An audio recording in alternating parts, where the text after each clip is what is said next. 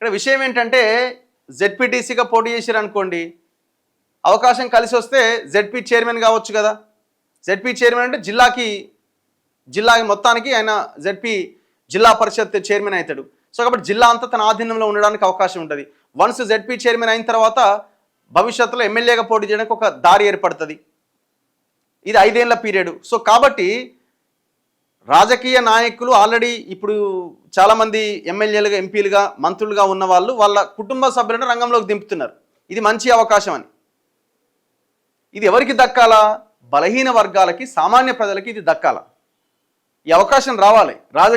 రాజకీయాల మీద ఇంట్రెస్ట్ ఉన్న నిజాయితీపరులైన వాళ్ళు ఈ జెడ్పీటీసీలుగా గెలవాలి ఈసారి. సో దయచేసి ప్రజలు కూడా నిర్ణయం తీసుకోండి.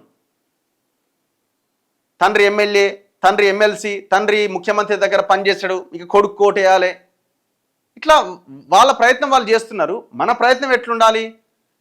ఈ జెడ్పీటీసీలుగా ఎన్నుకునే వాళ్ళు భవిష్యత్ ఎమ్మెల్యేలు, భవిష్యత్ ఈ తెలంగాణను నిర్మించే వాళ్ళు అని భావించండి. వాళ్ళకు ఒక అవకాశం, ఒక దారి ఏర్పడుతుంది. సో అట్లాంటి వాళ్ళని మాత్రమే మీరు ఎన్నుకునే ప్రయత్నం చేయండి.